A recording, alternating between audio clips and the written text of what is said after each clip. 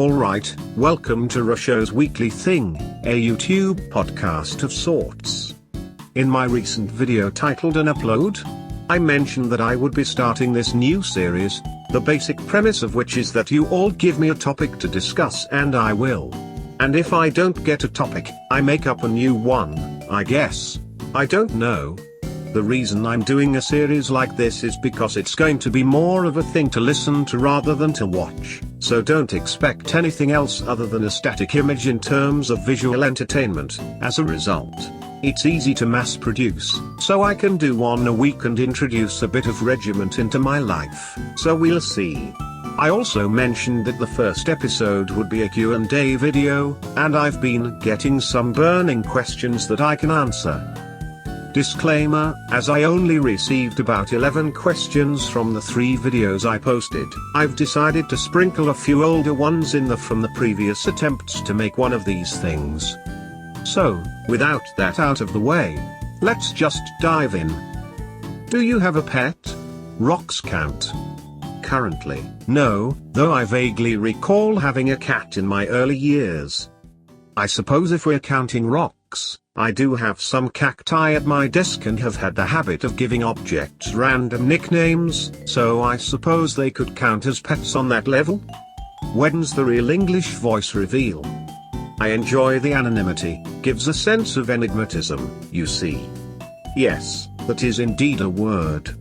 A group of people, mainly the Odyssey lads and anyone who hung out about the NFL in its lively days may have heard my voice. I'll say this. It's quite deep. Speaking of, what happened to NFL? It's complicated, really.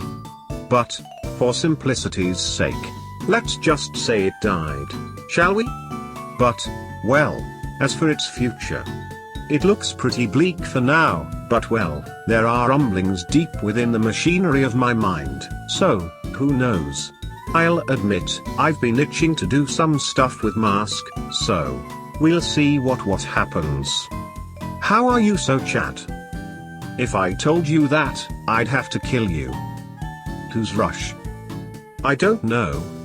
Are you going to start gaming or upload any gaming content if any? Most likely not. Other than the random occasional chill Pokemon Showdown stream if boss is available. Otherwise, no, I have no real intention of gaming on the channel, unless it comes up as a topic for a weekly thing later on, I suppose. At least not on the main channel. I may be making a side channel for the Pokemon project, but we'll see. Tropes and T3 when? Up and about. Finally. I'm sorry it took nearly a year to upload. Now if you were to ask about Tropes and T4, that's a different story. I've began putting together the basic structure for it and have started working on the individual points, so shouldn't be too long, I don't think. As for the subject, well, let's just say it's a particular kind of lesson that will go down in history. Someone who is absolutely not a bot asks what in life is beautiful to me? Right. According to philosopher G.E. Moore, beauty was the construct of an intuition, these intuitions being subjective judgments on things such as beauty or, more importantly, morality. As a result, beauty is subjective. Now, as a result of intuitions essentially being subjective, so too must be moral judgments if they come from intuition, as Moore says. Now this is where it gets interesting. Philosopher John Mackey argues that moral facts are bizarre, and require a different way to figure out than normal physical facts. One could line this up with Moore's theory and claim intuition is the way to figure out moral facts, right? Wrong. Mackey's most famous paper, The Error Theory, argues that morality is subjective, as the same as color, and does not really exist outside of our minds, and as a result, there is no moral reality, meaning that all moral judgments cannot be true or false, and are simply dubbed wrong. Now what does this have to do with beauty? Well, if beauty is figured out by the use of intuition, it too must be subjective, and hence a beautiful reality cannot exist, and according to error theory, judgments of beauty will always be wrong. So, to answer the question, nothing, I guess. Beauty is subjective. Except for symmetry. Apparently, everyone likes that. If you were in a crisis, what would be your weapon of choice? Really depends on the situation, but whatever I could get my hands on. Sharp objects are always good, but blunt ones can be just as effective. So like, a book, or brick, or something? I don't know, maybe I'll end up having to John Wick some people with a bloody Pez dispenser. Eat bins? Yes. I go out looking for them every night at 3 AM with the boys. Are you a genie? It's very possible. Where's the Odyssey server? As most of you probably know, the Odyssey server was deleted a short while ago now. However, that does not mean the clan itself is dead. In fact, the lads and I are working on some most interesting projects, if I do say so myself. What's your favorite holiday? For real, Halloween. Mainly because over the years I've developed a love of campfire stories. AD members may remember the weekly voice chats at Rusho's creepy campfire back in the day.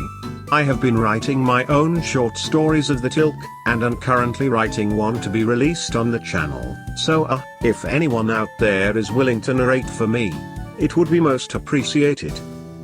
Now, I'd probably say that my love for Halloween came from Club Penguin. I loved that game as a kid, and the Halloween parties were absolutely the highlight of the year, especially that one in 2012, I believe, where you could become a ghostbuster in a massive haunted mansion.